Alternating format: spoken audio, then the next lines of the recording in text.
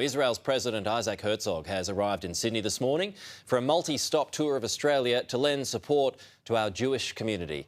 But protesters have vowed to disrupt it, even going to court at the last minute. And joining us live this morning is the New South Wales Assistant Commissioner, Peter McKenna. Peter, it's good to have you with us this morning. So, first of all, how do you expect this court attempt to go this morning? Oh, I'm not really sure, Pete, but regardless of how that goes, we'll be prepared for a protest this afternoon. For us, it's all about community safety.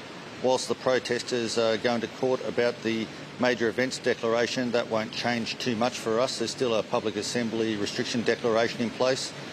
We are not anti-protest. We want to help them facilitate a lawful protest, an authorised process, if you like, in a place that they can do that safely. Yeah. We would have preferred Hyde Park, and we've offered that to them. They don't want to go to Hyde Park on this occasion. They want to go to Town Hall. If that's the case, we can manage that, but it won't be going mobile. OK, so just where are your assets going to be, and how big is this police response going to be? It'll be a significant police response across the whole footprint of the operation. We've obviously got a guest of government in town, so we've got an obligation to make sure they are kept safe. But right alongside of that, and no less important, is keeping the community safe. If Town Hall is where the protesters say they want to be, well, we can facilitate that, as long as they're not impeding people on the footpaths or the roadways or stopping vehicles and that sort of thing. So we're prepared for whatever comes our way. Okay. Well, let's just elaborate on that and remind our viewers what they can and can't do for those who are attending the protest anyway. So what's your message to the protesters who might be watching? What are they allowed to do? What are they not allowed to do?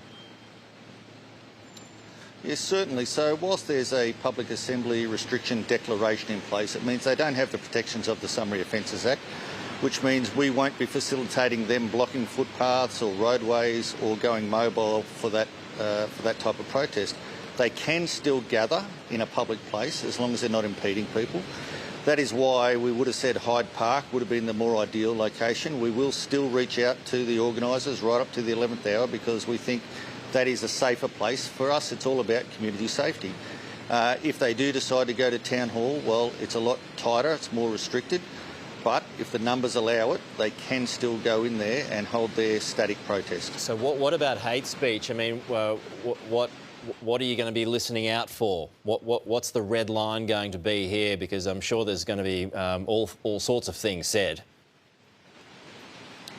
Yeah, so when it comes to public assemblies or protests, if you like, we certainly have tolerance for heightened emotions. What we don't have tolerance for is people breaking the law. Hate speech is part of that. There is no tolerance for that. There's no tolerance for illegal symbols or flags or anything else of that nature. We say to people, if you want to come along and do things the right way with the right intent, listen to police, then we will assist you in facilitating whatever your protest is about. If you come along to do the wrong thing or to break the law, then action will be taken. So it's any kind of inflammatory language, and I'm sure you'll have a zero tolerance for it, whatever it is. Well, if it's illegal, if it's against the law, Pete, certainly we will take action. Just more broadly, what sort of threats are you concerned about today? Whenever there's a guest of government, a high-profile dignitary, we always put a security overlay around them. There is quite heightened tensions at the moment about what's happening overseas. We understand that. So we have that security overlay in place. As far as the protest activity goes, that's business as usual for us. However, I suppose whilst the guest of government is in town, it's also not the time for having counter-protests, people clashing in the streets. They're all the sort of things we don't want to see happen. So we can facilitate a protest as long as it's kept tidy in an area that doesn't impede people, vehicles, and is not likely to cause fear or alarm in the community. All right, that's the Assistant Commissioner, Peter McKenna. Appreciate it, Peter. Talk to you soon.